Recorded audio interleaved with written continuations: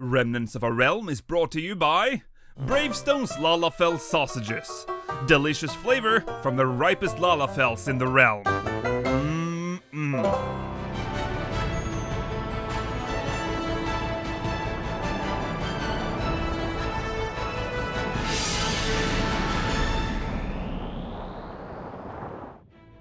Hello Eorzeans, I'm Lakeel Bravestone and welcome to this episode of Remnants of a Realm. Last week, we revisited Mordona and the many locations that could be found in the southern part of that region. This week's episode is actually going to be very different. We're not looking at a location, nor a dungeon, but a feature, a remnant that we're faced with less and less every day. Guildleves. If you've been following this channel for a while, it comes as no surprise to you that Final Fantasy XIV 1.0's key feature at launch was the Guildleves system. It was a new take on leveling and questing that Square Enix was very proud of. The game's early promo material made sure to emphasize this groundbreaking feature. It was naturally also listed on the back of the game's box. The Guildleves served as mini-quests, with their own quest bosses that had to be killed, or in the case of gathering and crafting, items that had to be gathered or crafted and delivered to the Leve Meet to complete. The Guildleves themselves were represented by these very neat-looking stained crystal paintings set in a frame of precious metal. The interesting thing about these was that they all had a lot of information on them. You see, each Leve plate had a theme, and the top of the Leve plate would indicate what theme it was. This would also correspond with the stained crystal painting in the middle of the Leve. On the lower right corner, you'd find the issuing city of the Leve. If a Leve had already been completed before, this Leve would get a red wax seal on the upper left corner to indicate this. The Guildleves system was actually quite complex, consisting of several types and subtypes. The Guildleves could be one of two main types, regional or local. A local Guildleve was a Leve quest that could be completed in the safety of a city-state and was intended for disciples of the Hand. Regional Guildleves took place in Eorzea's many camps and ethereal gates. They consisted of battlecraft leves, fieldcraft leves, faction leves, and tutorial leves. Tutorial Leve quests would only teach you the basics of the Leve system and would only award a very small amount of EXP and gil upon completion. Battlecraft leves were leves intended for disciples of war and magic. These would often have you kill a certain amount of monsters in a specific area. This was considered the standard leve and a must for leveling in 1.0. Fieldcraft leves were leves intended for gathering and would require the adventurer to gather a specific number of a specific item. Fieldcraft leves were split into another three categories for miner, botanist, and fisher. Faction Leve quests was considered special Leve quests and was not categorized as a regular battlefield or local leves, but instead a category of their own under regional leves. To pick up one of these, you'd need the required faction points indicated in the Leve Select window. Faction points would be accumulated through regular regional Leve quests. The harder the regional Leve quest was, the more faction points you'd receive. Faction leves started at level 20, all of which required 100 points to sign up for. Level 30 faction leves required 200 points, and the level 40 faction leve required 300 points. In addition to these, there were special mission leves that would become available once you met a certain criteria, that would have a level requirement all the way up to level 50, the cap at the time. These leve quests were all sought after for their big rewards. To start a Leve quest, you first had to pick up a Leve from a Leve Meet. Once the Leve was selected, you'd be presented with the Leve information window, informing you of rewards as well as the Leve's backstory. Every Leve plate had a magical seal placed on them, so you had to locate the aetheryte or ethereal gate the magical seal was keyed to. The Leve plates were made with stained crystal instead of glass to make attuning to the aetherytes and ethereal gates easier. Once there, you had to interact with the correct aetheryte and select Initiate Leve Quest. A list of all the leves you were currently holding would pop up. Any leves that couldn't be initiated at said aetheryte would be grayed out. Clicking the leve of your choice would once again bring up the Leve information window. Proceeding, a difficulty window would appear. The difficulty was represented by stars and went all the way up to 12. After selecting the difficulty, you would get a final confirmation window. Note here that the faction Brotherhood of the Broken Blade is evaluating the leve and will provide you with 20 faction credits upon completion. Once commence was pressed, you were good to go. Time to kill your targets. The minimap would now show a golden arrow on the map showing where your leave quest required you to go. On the left side you'd have your mission objectives, with a leave timer. Once the leave was complete, an ethereal gate would materialize in front of you and the famous fanfare plays. Interacting with the ethereal gate would bring up the leave summary window with the rewards gained as well as time spent on the leave. You'd then get the option to either return to the ethereal camp, think longer, or if you just wanna hang out here, you'd allow the node to dissipate. And congratulations, you've finished a leave quest. The major issue with the leave system was the restrictions put on how many you could use in a certain time frame. At launch, the leave system only allowed you to complete 8 regional and 8 local guild leaves every 36 hours. However, old guild leaves could be shared, so people often formed massive parties and shared each other's leaves. This way you could do loads of leaves at once. In addition to this, after completing leaves, they would be saved in your leave history tab. Once you'd completed your 8 leaves, you could visit a leave meet and have your leave history evaluated. This would give you an additional leave to complete, sometimes with a bigger reward than usual, other times you'd get crap. And surprise, the system was not perfect, and in most cases you'd get leaves you simply couldn't complete. A very common issue at the time was that the leave meet would give you a level 40 guild leave regardless of the level of the leaves in your leave history. Anyways, after Yoshi-P took over as producer-director, the leave limit was raised to 99 allowances that would regenerate by 4 every 12 hours.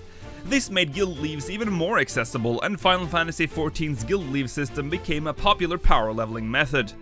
The game launched with 14 different leaves, all ranging from battle to crafting to gathering leaves, constancy, devotion, diligence, industry, ingenuity, justice, munificence, piety, promptitude, temperance, tenacity, valor, veracity, and wisdom. Several more were planned to be released, and they were found in the game's data files, including the leave plate we saw Derplander used in the opening cutscene for 1.0, but was never implemented in 1.x's lifetime.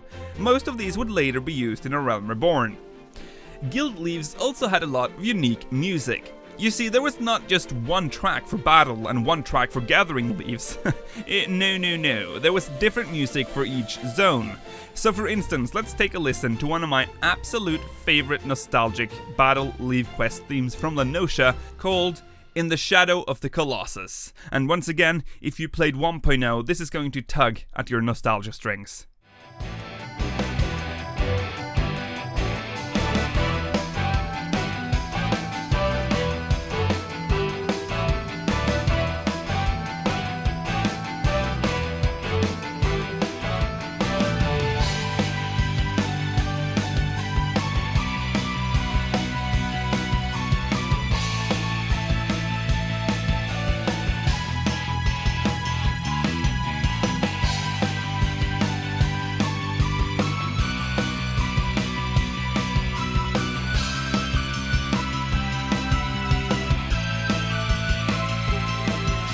The game launched with 5 unique tracks, 4 zone tracks for battlecraft and faction leaves, and 1 for gathering. Due to the nature of crafting leaves, there was no theme created for those. In the Black Shroud, initiating a battlecraft leave would trigger Bathed in Woodsin.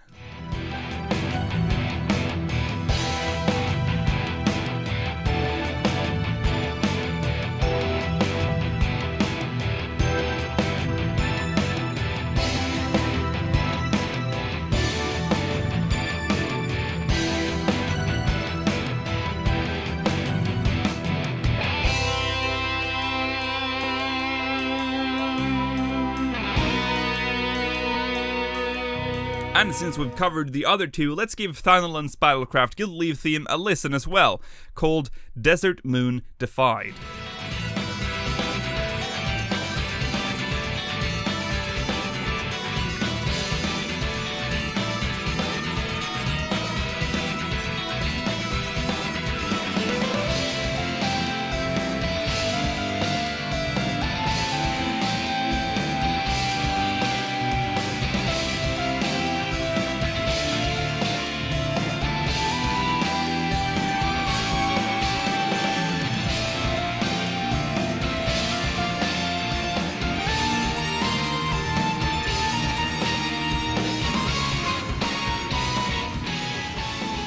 In addition to leave quests, the game would also offer a system that didn't require leave allowances to function. Behests! This gem of a system was intended to ease the pain of having run out of leaves, by offering large-scale open-world leaves that anyone could participate in. Behests would spawn every 30 minutes at pretty much every camp or dungeon that offered leave quests. A few minutes before the Behest would spawn, a battle warden would appear. Interacting with the battle warden, you could review the Behest objectives and sign up. If you regretted your decision, you could also talk to the battle warden to retreat from duty. You chicken. Behests made sure the world was alive, and yes, Behests did have its own theme, no quarter.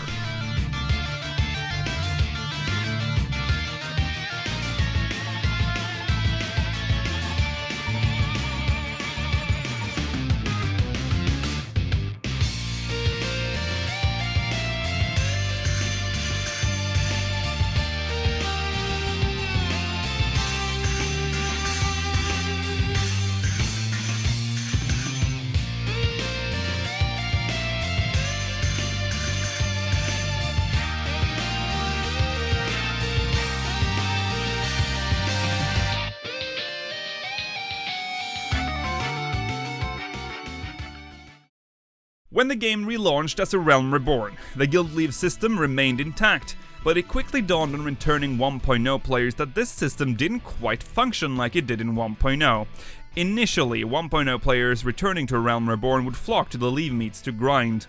Comparing 1.0's Guildleves system to a Realm Reborn system, there really wasn't that big of a difference in terms of EXP and guild rewards. However, with the Realm Reborn's new dungeon and fate system yielding far greater rewards for the effort put in, it would seem the leave system was just tacked on just because. The leave system is briefly introduced in a very early part of the main scenario, in a cutscene you can't even skip.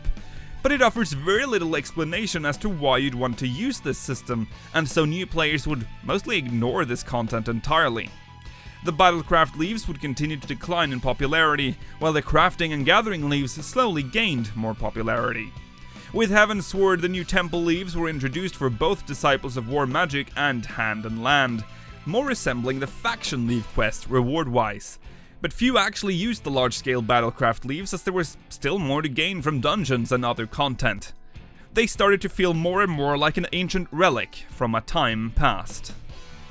With the release of Stormblood, Square Enix put the final nail in the coffin for Battlecraft leaves. Kugane would not be issuing battle leaves for Disciples of War and Magic. And so, after almost 7 years, the sun finally sets on Final Fantasy XIV's Battlecraft leaves. And if you want to experience the magic of 1.0 leveling, form a party with some friends and burn through some battle guild leaves as a final toast to a system that once was this game's most prominent feature. Behests would completely disappear from the game with A Realm Reborn, at least by name. The Fate system that was introduced with A Realm Reborn used a lot of Behest's core concepts. Jump into the action, no leaves required. However, it would no longer require you to sign up to the event, and the spawn rate was now random, instead of a fixed 30-minute timer. In certain fates, you can even find battle wardens overseeing the fate. Guild Hests is probably the most obvious remnants of Behests in the game as well. These are almost entire Behests missions stripped down to a 4-man and in some cases 8-man duties, issued by a battle warden, just like in 1.0. They serve more like duty tutorials now. So Behest seem to have actually branched out into 2 different kinds of content, though I have to say, guild hests do seem a bit dated. And much like Battlecraft leaves, seems to have been entirely abandoned, not having a single guild hest added since the launch of 2.0. Fates, however, are as popular as ever. And would you look at that? It's the end of the episode. There is one more feature we have to look at, but I'm gonna save that for next week. Please look forward to it. I hope you enjoyed this episode and all the stuff we covered. Make sure to let me know in the comments what you think, and remember to leave a like if you enjoyed, and subscribe for more. Also buy my sausages. I'll be back next week with another episode of Remnants of a Realm. See you then, Eorzeans, and may you ever walk in the light of the crystal.